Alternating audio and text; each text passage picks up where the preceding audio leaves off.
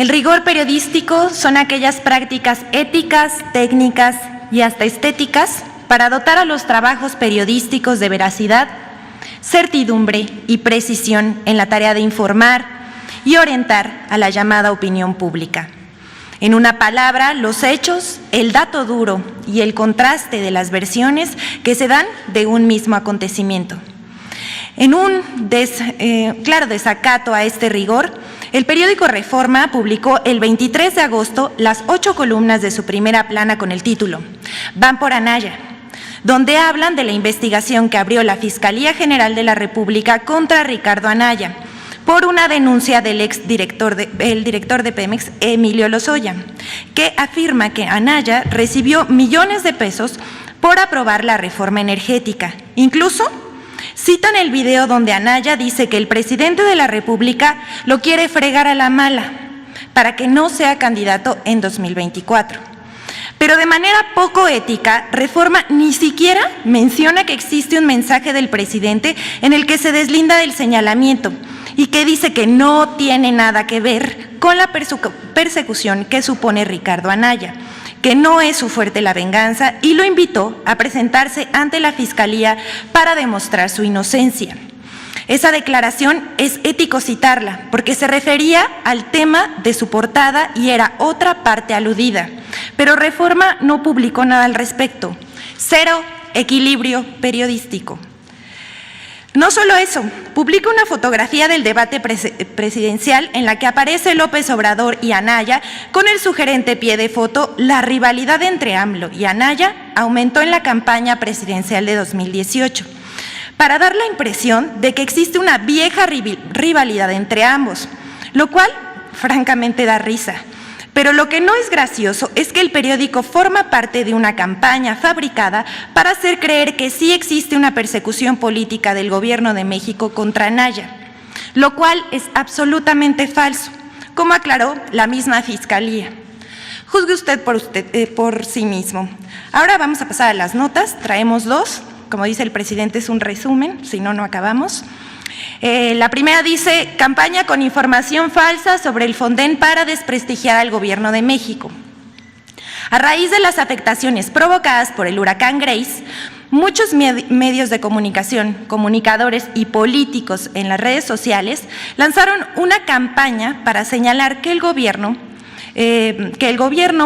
por desaparecer el Fonden no atiende a los afectados de deslaves, inundaciones y otros desastres.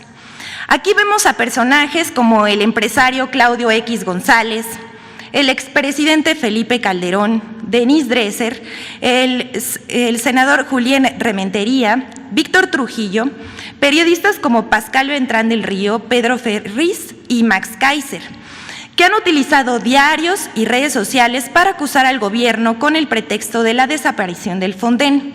Pero nadie habla de la corrupción que permitía ese fideicomiso, razón por la cual el presidente Andrés Manuel López Obrador firmó la desaparición del fondo, publicada en el Diario Oficial el pasado 28 de julio de 2021. Solo pongamos algunos ejemplos de esa corrupción de gobernadores y presidentes municipales que pedían dinero para darle a los afectados de desastres naturales y que nunca llegaron a la gente. Ayer el gobernador de Veracruz, Cuitláhuac García, denunció un caso en su estado de los muchos que hay. Podría decirse que cada temporada había fraudes y desvío de recursos. Así lo ha documentado la propia Auditoría Superior de la Federación. En 2013, la Secretaría de Gobernación emitió declaraciones de emergencia en 160 municipios de Veracruz y otros 136 en situación de desastre. El gobierno de Javier Duarte contrató despensas por 537 millones de pesos a la empresa Soriana, mismas que nunca pagó, a pesar de haber recibido los fondos del gobierno federal, lo cual ha implicado una deuda millonaria, más los intereses acumulados a la fecha, que suman 782 millones de pesos. Pues así funcionaba el famoso Fonden. Hoy, la ayuda la reciben directamente las familias afectadas, sin intermediarios. Aquí vemos el número de declaratorias desde 2007 a lo que llevamos de 2021 para ver la diferencia. En la primera se muestran las declaraciones de emergencia. En la segunda, cómo se gastaba el dinero. Antes se destinaba mucho que casi nunca llegaba a la gente. En la tercera se muestra el gasto en declaratorios de emergencia, que como se ve era mayor lo que gastaban los gobiernos del Estado que lo que tenían autorizado, generando deudas con el pretexto de las emergencias, dinero que nunca llegaba a quien verdaderamente lo necesitaba. Así se usaba. La siguiente, por favor. La siguiente nota. Nuevamente difunden información falsa de supuesta inundación en la refinería Dos Bocas.